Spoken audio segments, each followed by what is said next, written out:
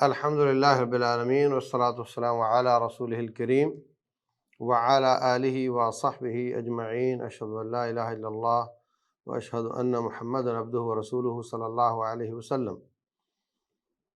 آج ہمارا موضوع ہے کہ توحید کی اہمیت تو بیان ہو گئی، اب یہ کہ توحید ہے کیا اور اس کی اقسام کیا ہیں۔ تو توحید واحد سے ہے، واحد کا معنی ایک ہونا، اللہ تعالیٰ کو ایک سمجھنا۔ اللہ تبارک و تعالیٰ کو ایک کس حساب سے سمجھنا ہے، یہ تین حسابات ہیں، بعض نے 4 بنائے، بعض نے 2 بنائے۔ تو مقصد تو بات سمجھانا ہے۔ بعض لوگوں نے کہا کہ ایک ہے توحید علمی اور خبری۔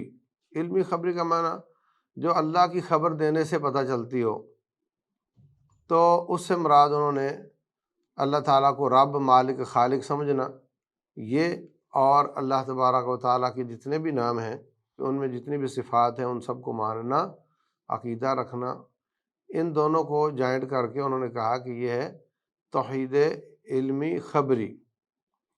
اور تیسری توحید ہے توحید الوہیت، کہ اللہ تعالیٰ کو معبود سمجھنا، برحق اکیلا سمجھنا، اس کو انہوں نے کہا کہ یہ ارادی اور طلبی توحید ہے، یا کسی نے کہا کہ یہ قصدی اور عملی توحید ہے۔ تو بہر صورت یہ علماء کے سمجھانے کے انداز ہیں۔ تو جو زیادہ لوگوں نے تقسیم کی ہے وہ توحید ربوبیت، الوہیت اور اسماء و صفات کی ہے۔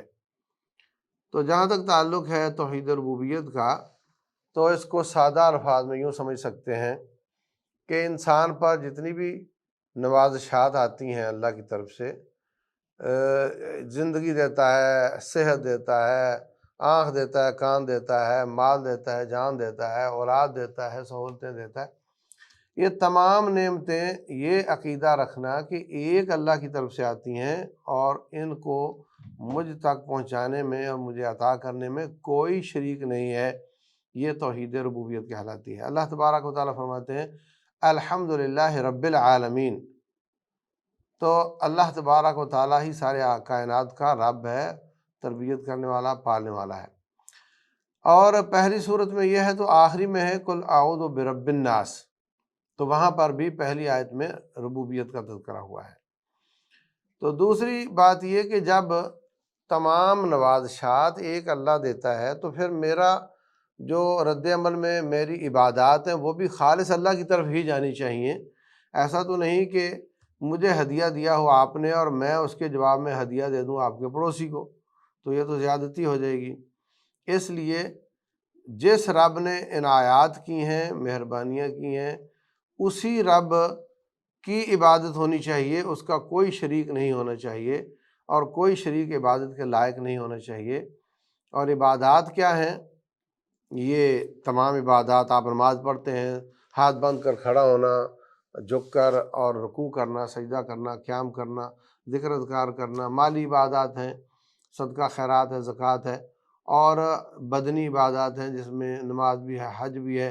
تو یہ تمام عبادات، اللہ تبارک و تعالیٰ کے گھر کا طواف کرنا عبادت ہے، اللہ کے راستے میں دیگیں چڑھانا عبادت ہے، اللہ کی خوشنودی کے لیے غریبوں میں بانٹنا۔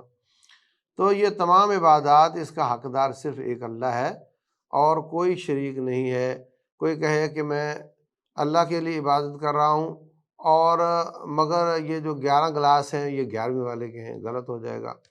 میں عبادت تو اللہ کے لیے کر رہا ہوں مگر دیگ قبر پہ چڑھا رہا ہوں، تو پھر بھی دیگ قبر پہ کیوں چڑھا رہے ہو جب اللہ کے لیے ہے؟ تو اللہ کے لیے تو آپ گھر بیٹھے کسی کو دے دو، کسی غریب کو دے دو، نہ اس میں دن طے ہوتا ہے، نہ تعداد طے ہوتی ہے، نہ اس میں کوئی وقت طے ہوتا ہے کہ فلاں وقت یہ کام کرنا ہے، نہ اس کا اجر طے ہوتا ہے کہ یہ اجر ملے گا، یہ ملے گا، سوائے اس کے کہ اللہ تعالیٰ خود بتا دے، ان کے نبی صلی اللہ علیہ وسلم بتا دے۔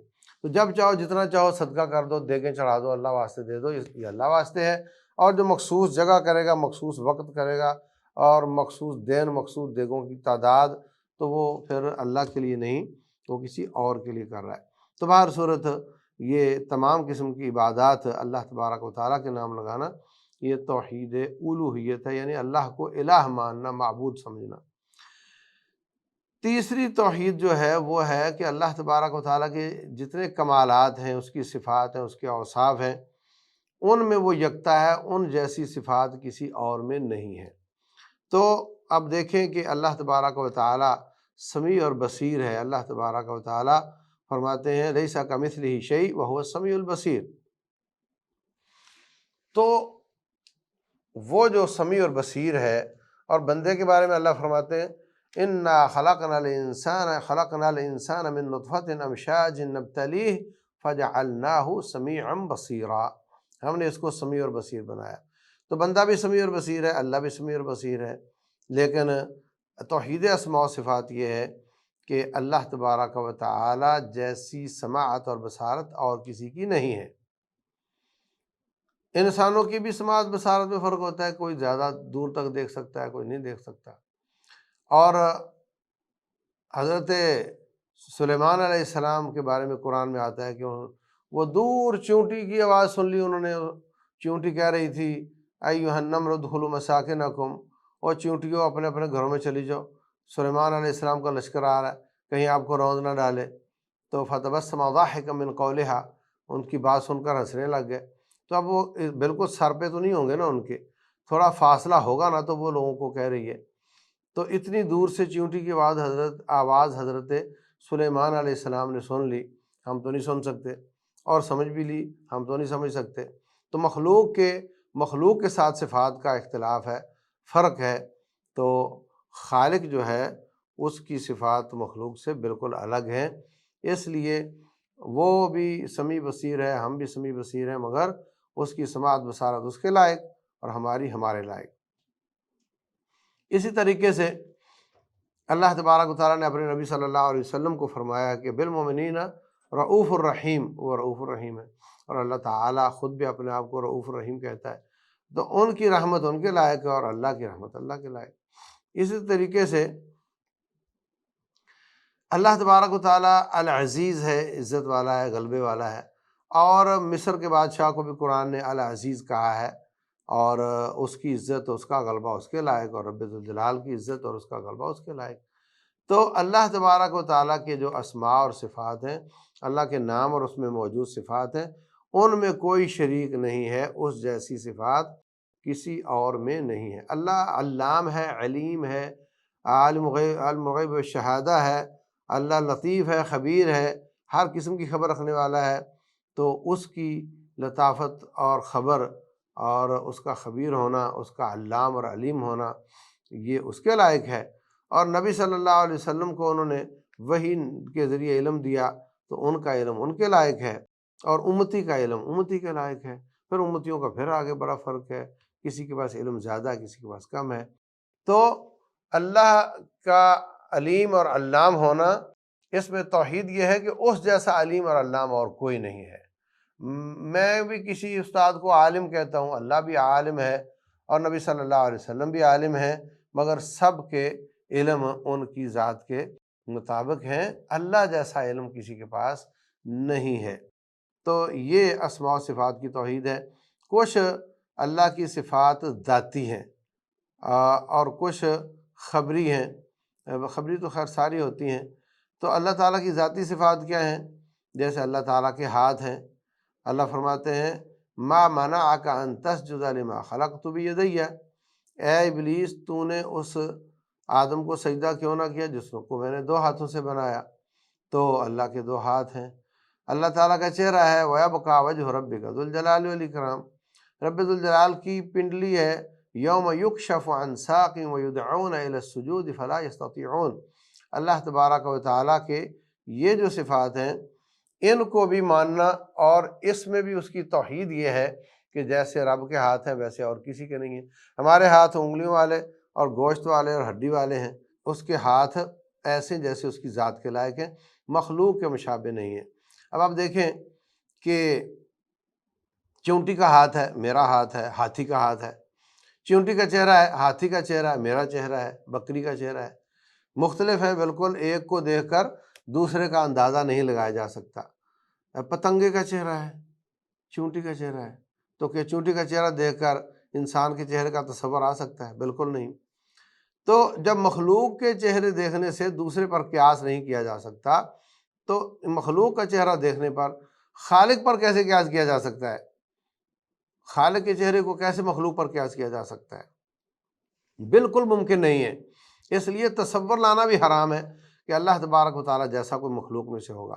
تو اللہ کی ذاتی صفات ہوں یا اللہ کے ناموں کے اندر والی صفات ہوں، رب ذوالجلال کی صفات اس کے لائق ہیں، اور جیسے اس کی ذات کو لائق ہے اس کی کیفیت رب نے نہ بتائی، نہ نبی صلی اللہ علیہ وسلم نے بتائی، نہ صحابہ نے پوچھا، تو آج ہمیں بھی نہیں پوچھنا چاہیے۔ اللہ تبارک و تعالیٰ عرش پہ ہے، الرحمن علی العرش استویٰ، کیسے عرش پہ ہے؟ جیسے اس کی ذات کے لائق ہے۔ اللہ آسمان دنیا پہ نزول فرماتا ہے، بالکل فرماتا ہے، ینزل ربنا فی کل لیلۃ الی السماء الدنیا حین یبقى ثلث اللیل الآخر۔ تو آخر اللہ فرماتے ہیں کہ جب رات کا آخری تہائی حصہ رہ جاتا ہے تو اللہ تعالیٰ نزول فرماتا ہے آسمان دنیا پر، کیسے؟